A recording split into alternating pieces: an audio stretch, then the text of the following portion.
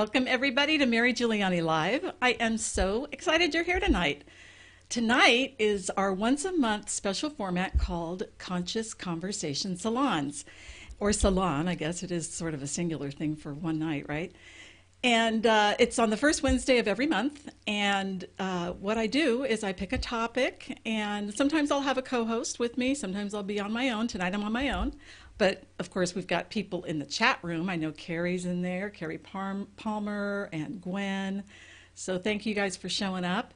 And so what we do is the topic is basically we just discuss the topic and we bring in, I really encourage you, if you're watching, to just go right below the live stream box on my website if you're watching live, and there's a little chat app, and all you have to do is log in and you can see what everyone else is talking about in the chat room and make comments about the topic that we're talking about and I'm talking about, or even ask questions. So it's a really fun way to interact, and that's why I wanted to have this show.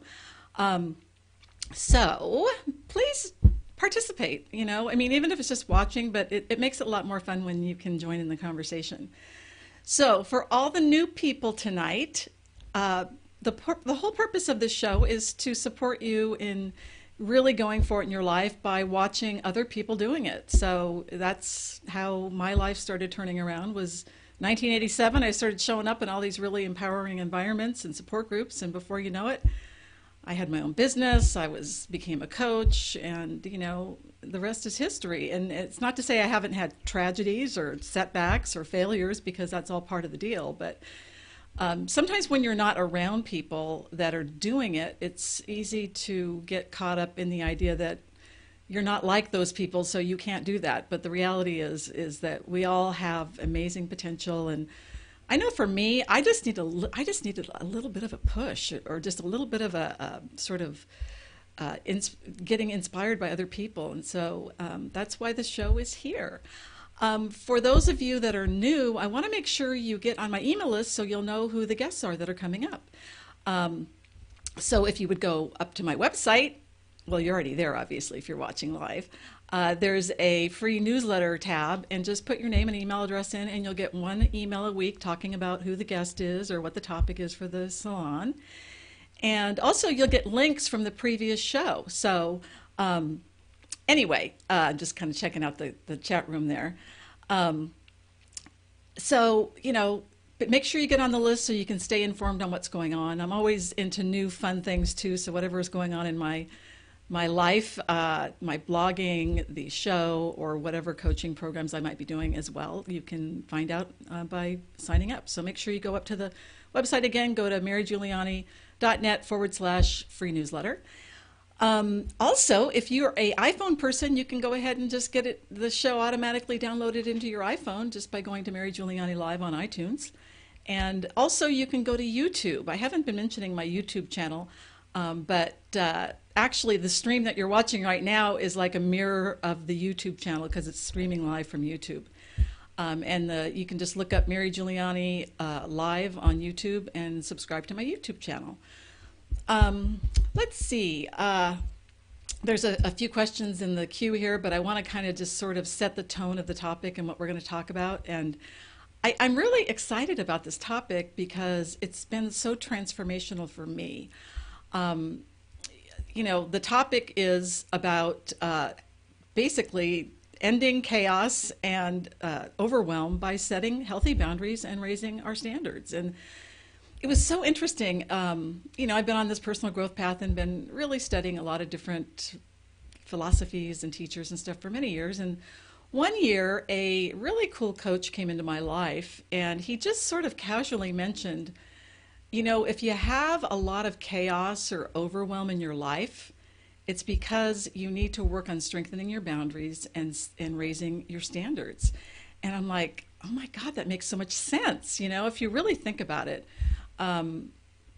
For me, and because I had weak boundaries and I had not really focused on, I mean, I had raised my standards in many areas, but again, if you have chaos or if you have overwhelm in your life or drama, it's about weak boundaries and standards that are not going to support you in having the kind of stability and creativity and connection to yourself and others. So so I really started working on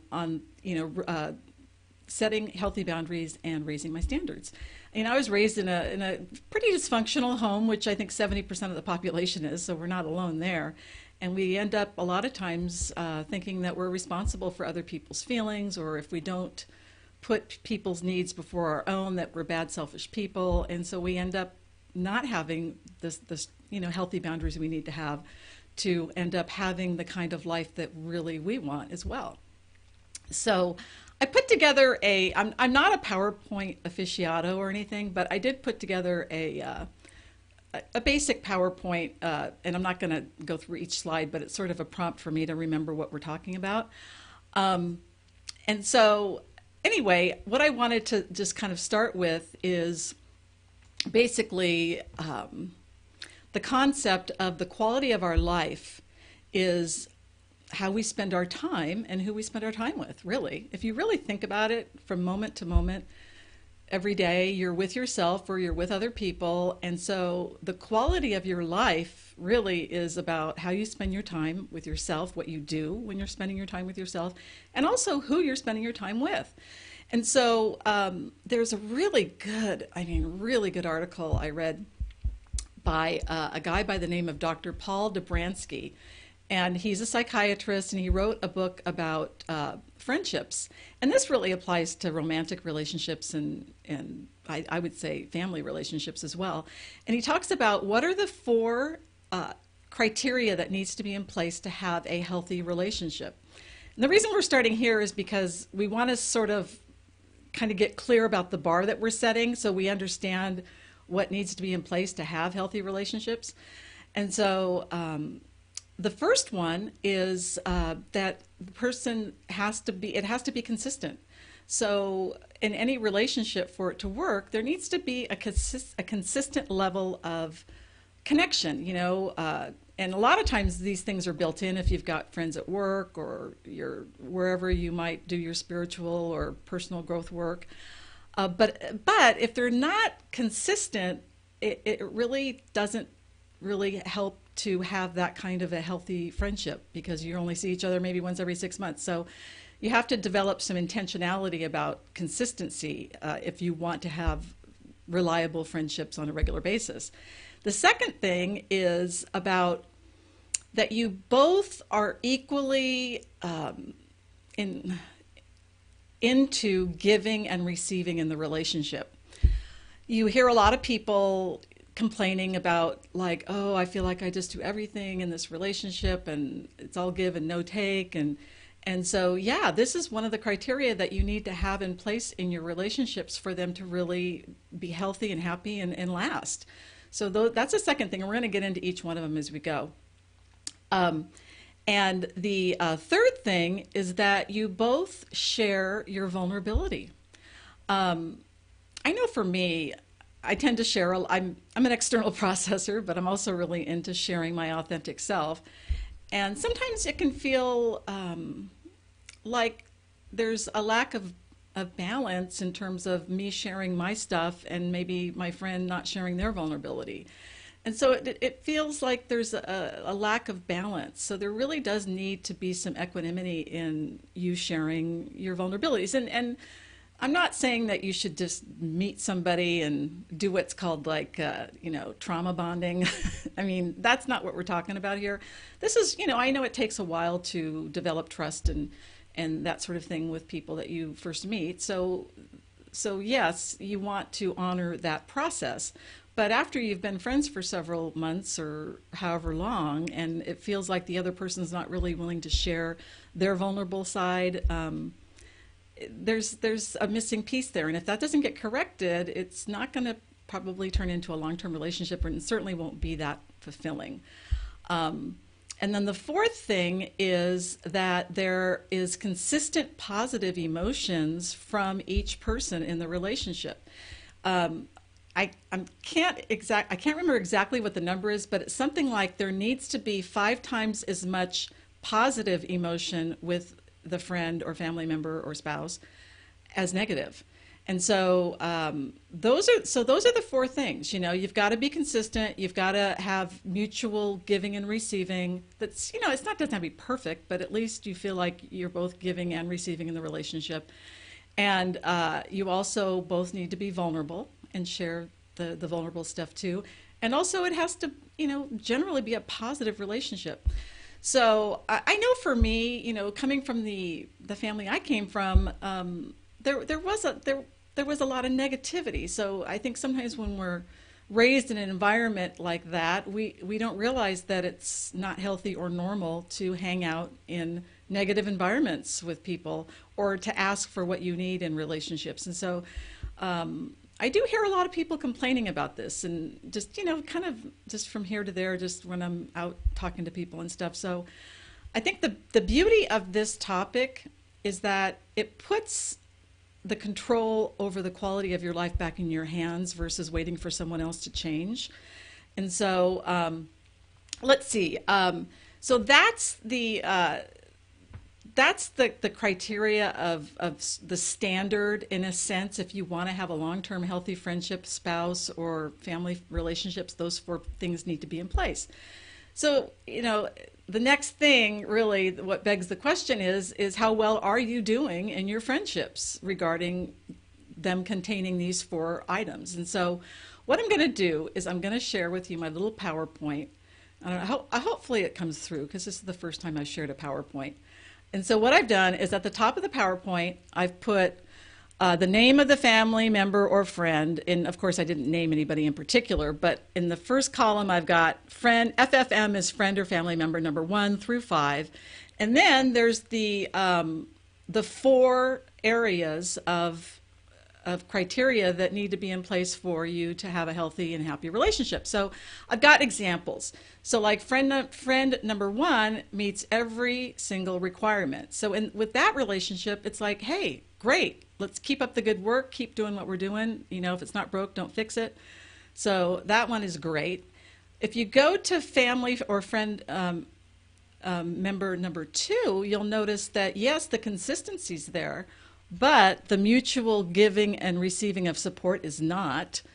And but the other two are there. So the person shares their vulnerability, they're positive, but in terms of, you might feel like you're putting a lot more into that relationship than they are.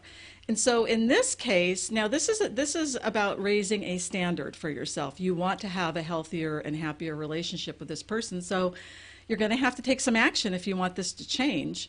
And my recommendation, which is to the far right column there, is to put effort into addressing the imbalance and proceed according to the outcome. So in this case, you could actually, you know, basically address it like something like, you know, I really am committed to having a relationship where, I'm going to put myself back on the screen here. I'm really committed to having a relationship. I really care about a relationship, and I'm committed to having, you know, healthy relationships that are long-term. And I'm just feeling a little bit like I'm sort of putting more into supporting you versus receiving support. And I'd like to ask for you to support me in the following ways. And I know this might be a vulnerable thing to do, but the reality is a lot of people aren't even aware that they're maybe sort of being the one that's receiving all the support versus giving support. So you really do have to, you know, be conscious of where you're asking for what you need, and you can't expect people to read your mind. You just can't. So anyway, that would be something that I think would be really helpful. And if you feel really uncomfortable even bringing that kind of thing up, then it's an indicator that there's another issue that needs to get healed. So it may have to do with worthiness or unworthiness, or the vulnerability of the person saying, well, I'm sorry, but I don't have time in my life to dedicate any more time to you, so you could get rejected. So if those things are so scary for you, it's important to look into what's underneath that, because unless we do ask for what we want, we're not going to get it, and we're going to settle and then be one of those people that complains about our relationships.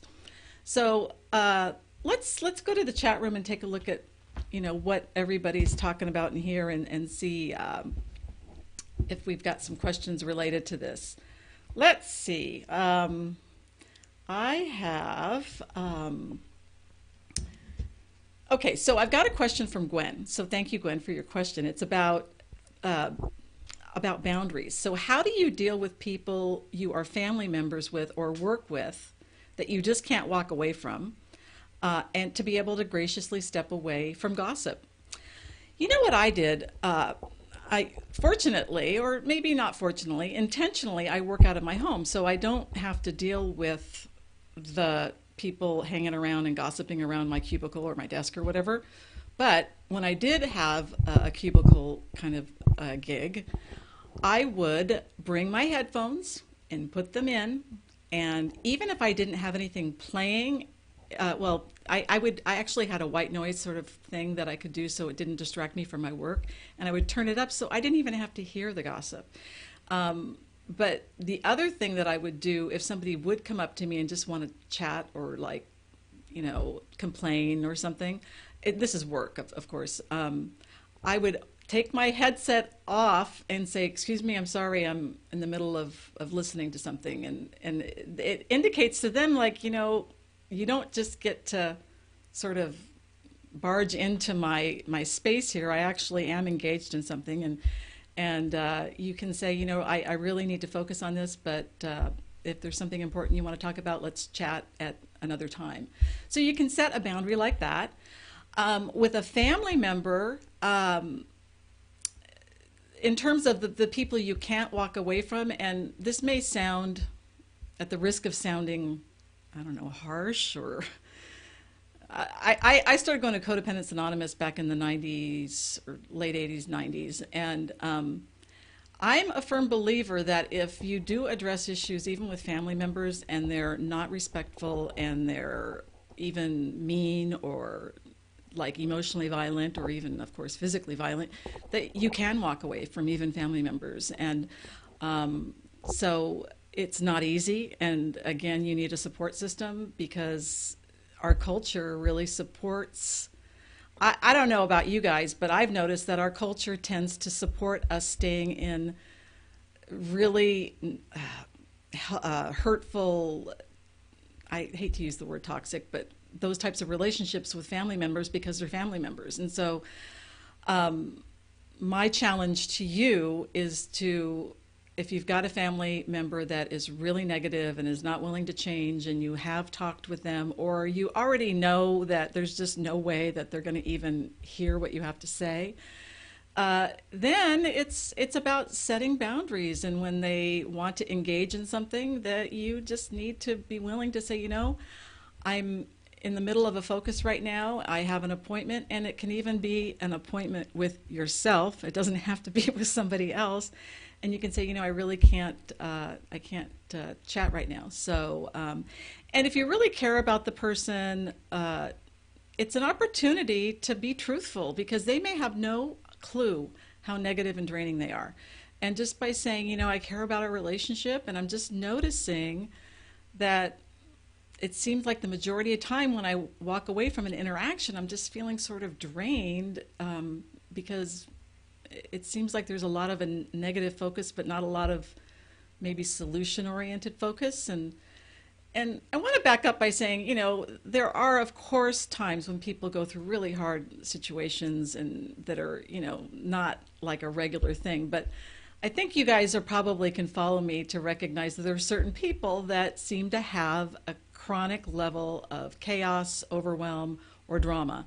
And unfortunately, they probably had it modeled in their life not to have boundaries or to raise their standards and put themselves first. So, but you have the ability to do that, and you do need to get a support system in place, because you're going to get pushback, since people don't like it when you all of a sudden change the rules on them. So it's important to have the people in your life that will respect your boundaries and that will support you in honoring your standards. So hopefully that helps, Gwen. Again, for the new people that may have just logged in, if you would like to join this conversation, just make sure you go down to the little chat box right below the live stream and type in some questions or comments. I'd love to hear from you. Let's see. The other thing I wanted to go over is like, so on this my little PowerPoint. So here's another example. So friend or family member number 3 is where the first 3 criteria of a healthy relationship are there. They're consistent, they're mutually giving and receiving of support, they share their vulnerability, but the positive emotions are not there. So this could be like somebody that is in your life on a regular basis, is very supportive of you, is very open to sharing their vulnerability, but is very negative. And again, the research shows that you have to have like 5 levels or 5 interactions that leave you with a positive emotion with a friend versus less or none, or the friendship's going to end, or the relationship, even the romantic relationship's going to end. So if you are in a relationship with someone like that's chronically negative, it's an opportunity, you know. I know for me, again, raised with unfortunately a very sick alcoholic mom, I felt that my role was to help and rescue people that were in distress, you know.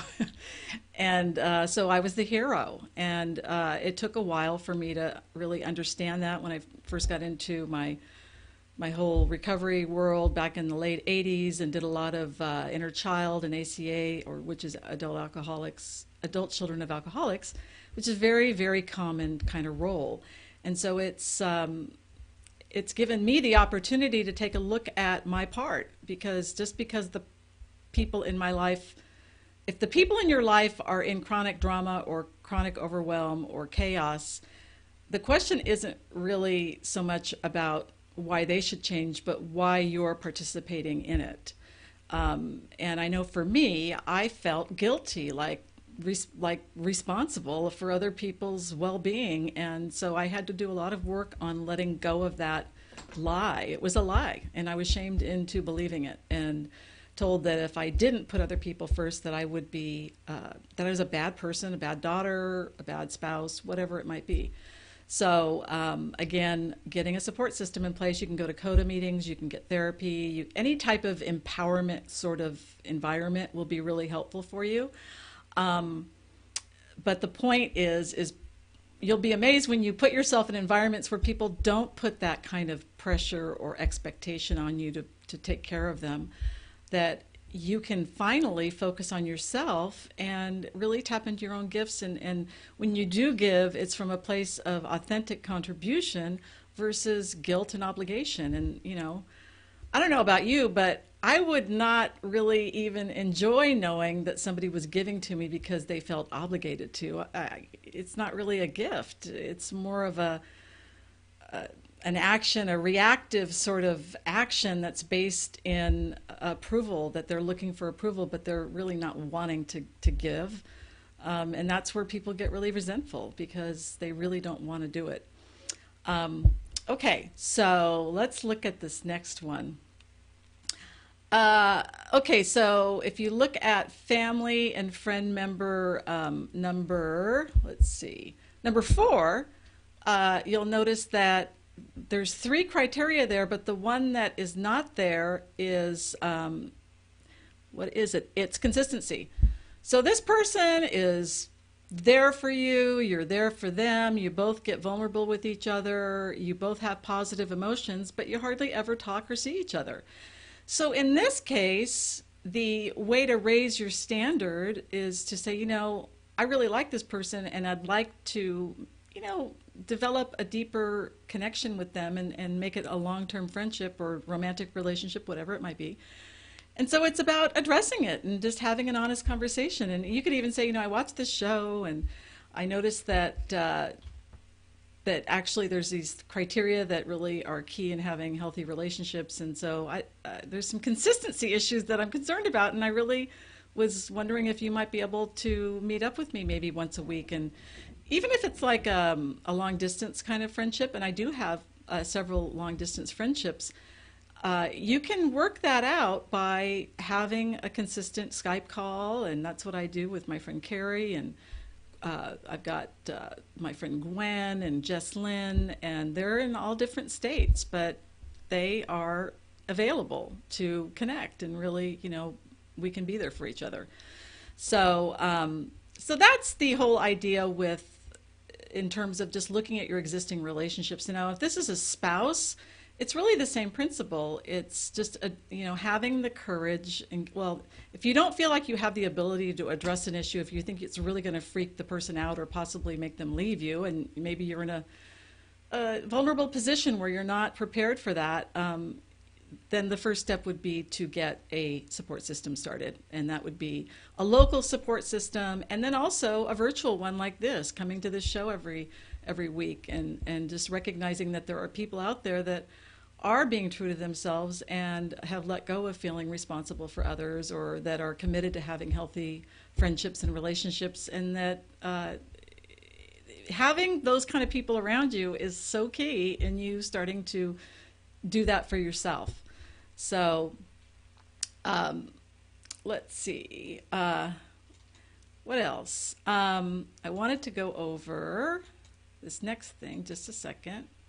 The other thing is being true to your values. So this last piece we just sort of talked about was really about asking for what you need or setting boundaries, right?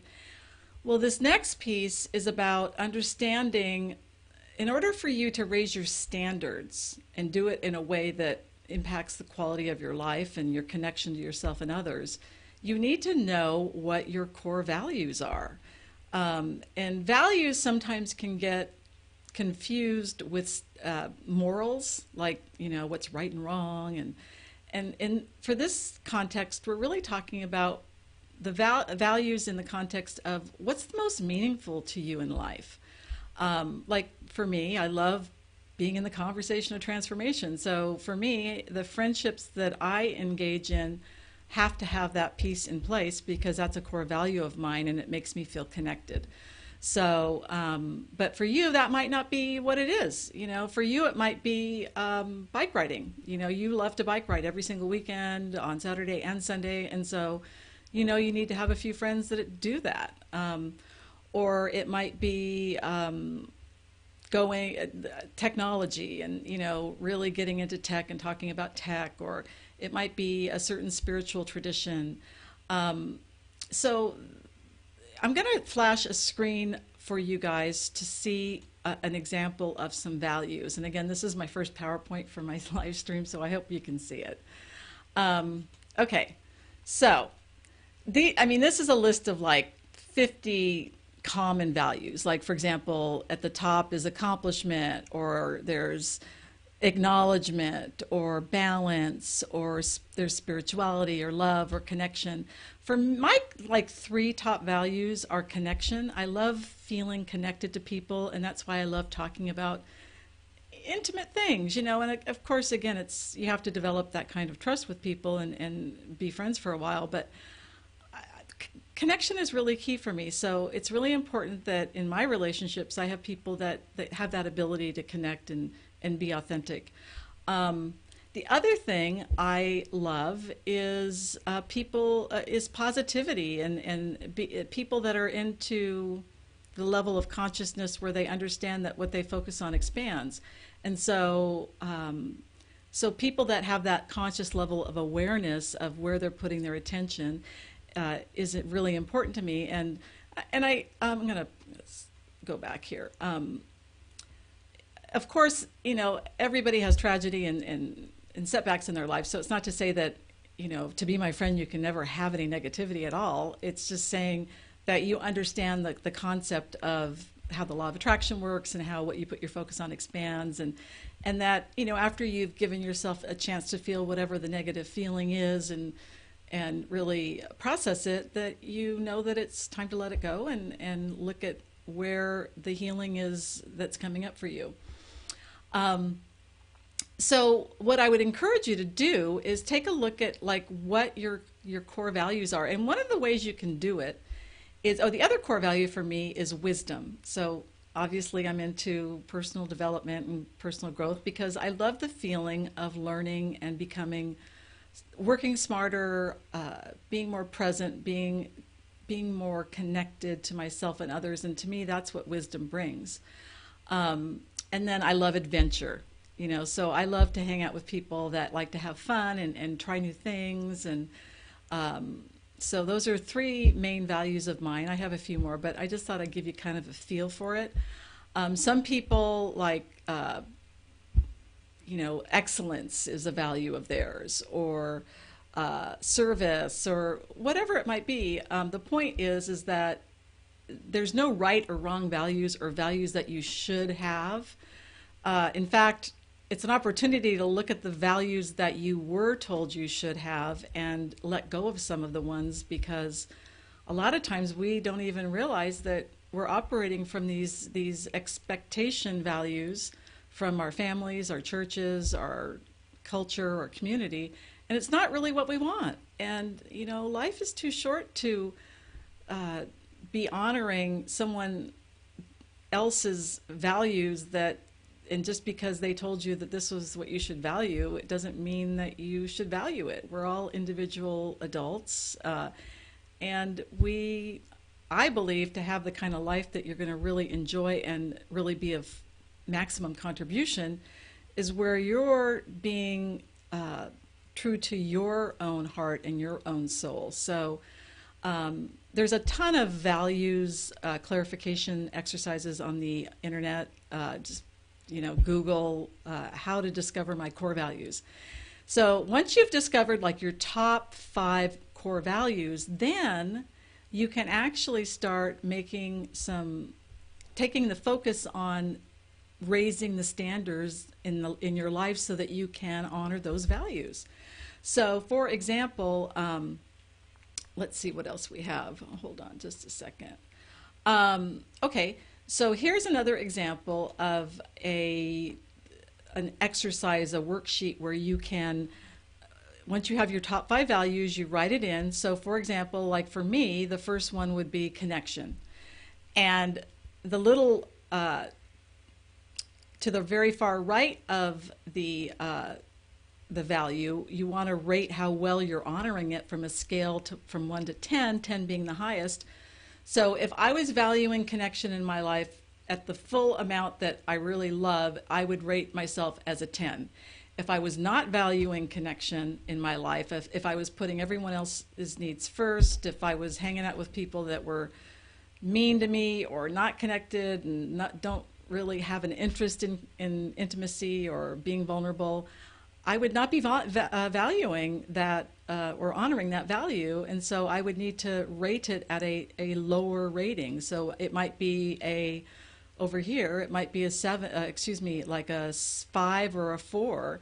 And so then there's also an action step if you've rated that value under 7. So it's basically, this worksheet is to look at how congruent are you with what you say that is really important to you.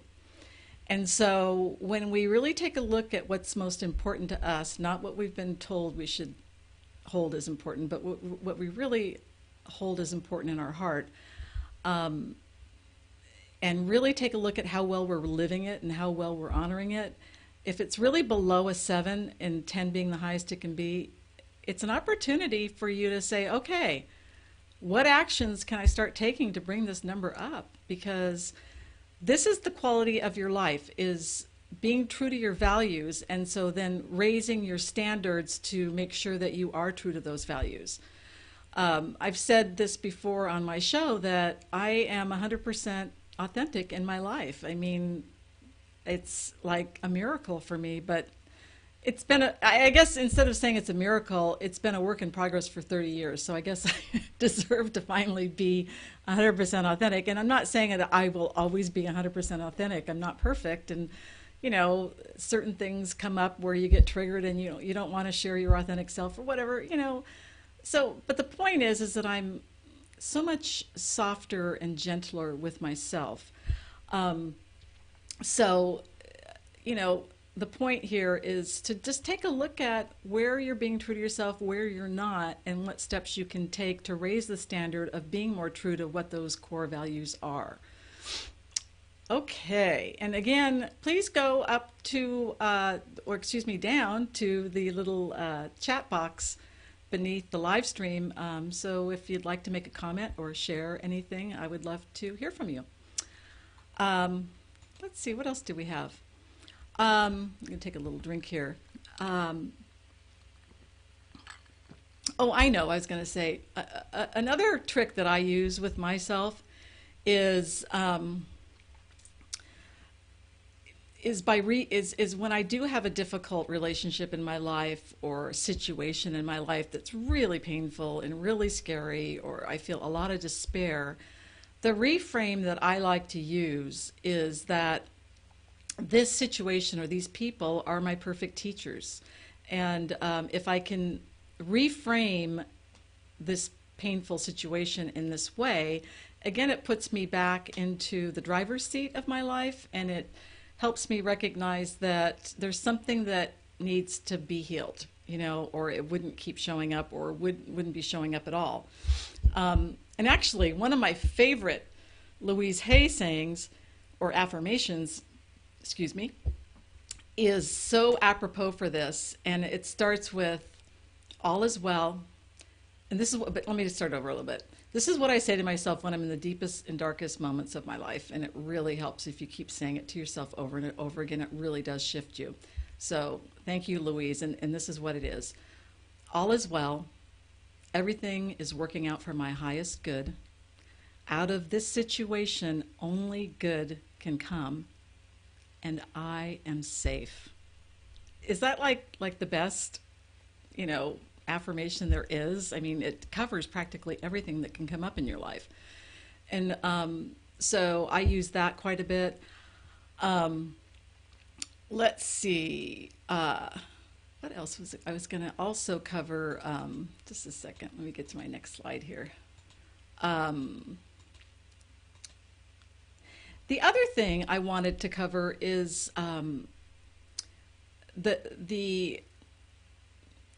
the fear that can come up when we start setting healthy boundaries or asking for what we want in our relationships, or raising the standards in our lives. You know, I mean, just for me, just doing this show was such a huge leap, and yet it was a way for me to raise the standard of being engaged in the conversation of transformation with different thought leaders every week, and then having this conscious conversation salon. And so it was a way for me to honor that value and raise that standard, and it's been so cool. And even though it was super scary, I'm so thrilled that I've done it, and it's so much easier. Just even after the very first show, it was like 80% easier because I had actually gone through it and done it. And so that's sort of like the saying is that when we walk through our fears, we don't have to have them anymore eventually. So the thing about all of this is I think it's really, I found it for me really important to go in baby steps and to put a really supportive environment in place for yourself. So that means finding people that are going to be compassionate and empathetic with you whenever you're sharing your vulnerable self. Like Brene Brown talks about, she's one of my favorite teachers, is people need to earn the right to hear your story. And so if you're not sure if somebody is safe to share something vulnerable, you might want to wait or sort of test the water a little bit with something not quite as vulnerable to see where they land with it. With people that you have a long-term relationship with that you'd like to take it deeper, it's an opportunity to just share something a little bit more vulnerable, see where they go, and maybe even ask them something about their journey. What I've found is that at the end of the day, what we all really want is a sense of feeling connected with ourselves and other people. And when we don't feel that, there's a deep pain, and it's like a soul pain. It's like we're meant, I mean, to me, I believe we're all like one essence anyway. So when we've when we forget about that, or when we start judging ourselves or judging other people, it creates this sense of disconnection, and it's always really painful. And this is not to say that you should hang out with anybody because you don't want to be judgmental. The point of this is to find people that align with your core values and that are supportive and available and share their vulnerable selves, and that can really be there for you. And the other thing that this really brings up, and I know for me in my process, is you have to have a abundance mindset for this, because I know for me in my past, it would be like, okay, so if I bring this up and share this with somebody, they might leave me. And you know what? They might. And the deal is, though, is that if you believe that there are plenty of people that are available for you, then you can look at that person leaving you as the opportunity to open up the space for somebody else that would be more appropriate for you in your life. And it puts them on their path to find people that can be more appropriate for them. So it's a little hot out here in Orange County, so excuse me, I've got a little... I don't have commercial breaks yet, so... Okay. What else? The other thing is, I've shared this in my blog on my website before, that there's a great book called the Top 5 Regrets of the Dying. And the top regret of those, and this was written by a woman that did palliative care and hospices, and she would interview these people that were dying and asking them what their top 5 regrets are. And the top regret of the dying is that they wish that they would have been more true to themselves and not been driven by what other people wanted them to do. And so, I encourage you to take a look where you're not being true to yourself, and look at what might be happening for you around that, and what is so difficult to do that. Again, for me, I took on the hero role when I was a little girl, and it took me many years to release my cape, if you will. I still love helping people, but it comes from an authentic place of sharing what's worked for me and not having an attachment to the outcome. But it was really painful for a while, because I would feel so guilty and so much shame if I didn't put other people's needs first. And it was also, interestingly enough, a convenient way for me to hide out and not risk. As long as I was supporting someone else's goals or their projects or whatever, I didn't have to really risk on my own terms, in a sense, or just on my own. And so it's been a great opportunity for me to really get in touch with who I am and what's important to me, so that I can make my unique contribution to the world.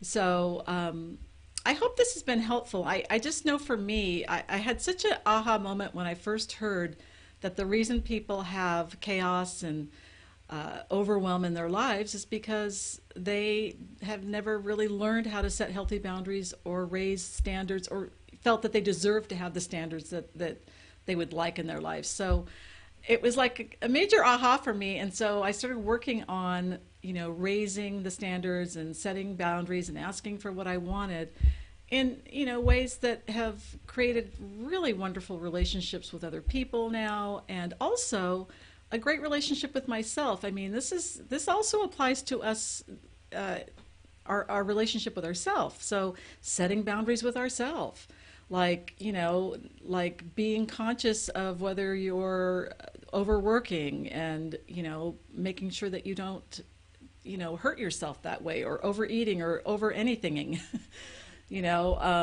So the other thing is, and some people will say your standards are the rules that you set for yourselves, and your boundaries are the rules that you set for other people. So that's kind of another way you can look at it too. So anyway, I just really wanted to share this topic, and I'm so glad you made it. And it's it's an amazing journey when we can learn how to shift how we see things and recognize that just because we were raised a certain way or just because our culture says we need to be a certain way doesn't mean it's true. Or just because our head or our brain is telling us something doesn't mean it's true either. So with that, I want to thank Carrie and Gwen for showing up in the chat room, and for all of you that are watching right now. I do have a few announcements, and then we're going to wrap up. I like to align my coaching tips, since I'm a transformational coach, with the topic. And tonight's topic, obviously, is about setting healthy boundaries and raising your standards. So here's my challenge, you guys. And this doesn't have to be a big deal, really. It's about choosing one relationship that you are willing to set a boundary with. And it's about choosing one standard that you know if you raised would make a positive difference in your life. So think about what those two things are that you're going to do, and pick an action step. You have to put action in place, everyone. You know, you got to meet the universe halfway. And so write down the action you're going to take, put it on your calendar so you'll do it like with a specific date, like tomorrow or like within the next couple of days. And let me know how it goes. This is what's so amazing, is that when you have other people that you can share it with, it even makes it more fun, because you can feel really good about, the progress you're making. So that is my coaching tip for the day. As I mentioned, I am a coach, and my passion is about really helping women, typically that are in midlife, between 45 to 75, and that really have a burning desire to go for it with a gift that they feel like they want to share with the world before they die, or just have a passion that they want to bring forth in the world, but just either are too afraid to do it, or just don't have the clarity, or getting stuck in the how they're going to do it, how to make money doing it, how to transition from an existing career. And there's so many hows, and I got stuck in the how of my purpose for a lot of years. And I finally broke through it by hiring a coach, and now I can help you do the same thing. So if you're really ready to be 100% authentic in your life, I would love to help you. It's such a wonderful journey when you have the kind of support you need. And for me, I simply could not do it on my own. I thought I could, because I'd been on this path for all these years, and thought I had the knowledge and the skills and the ability to risk, and I needed a lot of support, and we all deserve to get that support. And so I really encourage you to contact me if you're looking for this kind of support. All you need to do is go up to my website, marygiuliani.net, to the coaching section, and I do a 30-minute free session with you just to kind of get a feel for whether we might be a fit to work together. And so I would love to support you in doing your dream, and helping you to be true to yourself, and having a deeper connection with yourself and others in healthy relationships. So that's my coaching tip. The other thing my coaching work, is I like to announce the guest for next week. And so next week we have Lynn Singer. Now, Lynn has an amazing book called Breaking into Brilliance, and it's an interactive book. It's so cool. I've never seen a book like it. And it's I'm going to need to read this because it's a little bit long, but I just want you guys to get it. So it's called Breaking into Brilliance. It's an interactive and multi-sensory book that it takes the process of self-investigation to a whole new level. It's animated with Lynn's personal artwork and narrated by Lynn, who has a whole background in voiceovers. She has an amazing voice. And she's also trains voice people, too. And it draws the reader more deeply into the content, and offers an integrated electronic journal. So this is like an online book, and it's got a journal for you to write in, and it's really, really cool. So you got to check it out. The interview I'm having next Wednesday, the 9th at 7 o'clock Pacific time with Lynn Singer. So with that, again, I want to thank you all for coming. And again, make sure you get on my email list so that you'll know who my guests are and you can get the links. I actually make the links in the audio and the video version because I know so many people are so busy that they don't want to sit down and watch something for a whole hour.